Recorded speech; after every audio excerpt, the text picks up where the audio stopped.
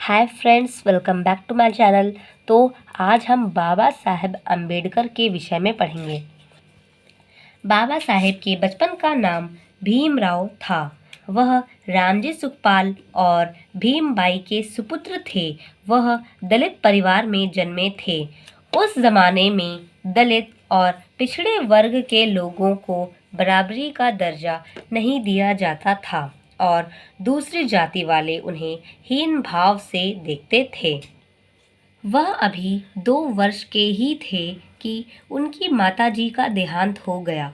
उनकी बुआ मीरा ने उनके पालन पोषण का भार अपने ऊपर ले लिया और उन्हें बहुत दुलार से पालने लगी। जब उन्हें स्कूल भेजा गया तो उन्हें बड़ा अजीब लगने लगा।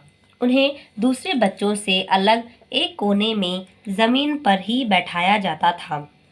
जब वह स्कूल के मटके से पानी पीने जाते तो उन्हें लोटे को हाथ न लगाने दिया जाता।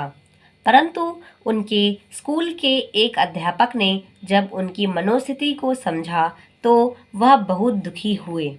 उनका नाम अम्बेडकर था और वह ब्राह्मण जाति के थे। वह उन्हें अपमानित करने वालों को बहुत डांटते और उन्हें समझाया करते कि सभी मनुष्य बराबर हैं। किसी भी जाति में पैदा होने से कोई बड़ा या छोटा नहीं हो जाता।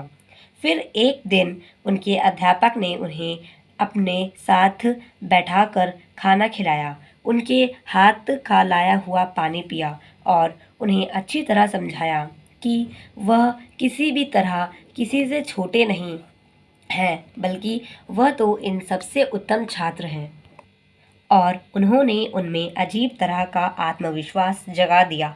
फिर बाबा साहेब ने एक दिन उनके नाम के साथ अपना नाम जोड़ दिया और अब वह भीमराव अम्बेडकर के नाम से पुकारे जाने लगे। जब उन्होंने मैट्रिकुलेशन पास कर ली तो रामाबाई के साथ उनका विवाह कर दिया गया, पर वह लगन से पढ़ते रहे और 1912 में उन्होंने बीए पास कर लिया। आगे पढ़ने के लिए 1913 में वह न्यूयॉर्क चले गए।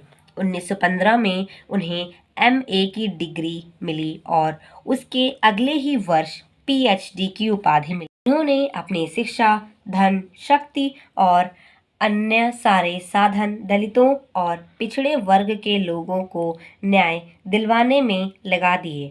उन्होंने बहिष्कार हितकारी सभा के नाम से एक संस्था बनाई, जिसके द्वारा उन्होंने उन लोगों के लिए बहुत से स्कूल, हॉस्टल और बिना शुल्क की लाइब्रेरियां बनवाईं।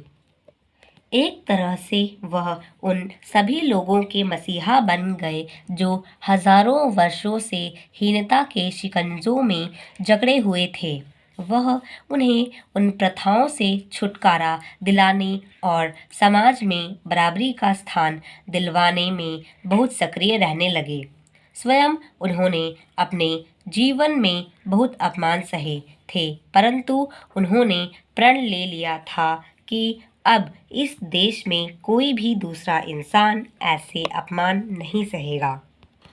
जब देश के लिए अपना संविधान बनाने का समय आया तो उन्हें उसके लिए बनाई गई कमेटी का चेयरमैन बना दिया गया। 4 नवंबर 1948 को उन्होंने संविधान को असेंबली में पेश किया और 26 नवंबर 1949 को इसे अपना लिया गया। फिर 26 जनवरी 1950 को सर्वसम्मति से इसे लागू कर दिया गया।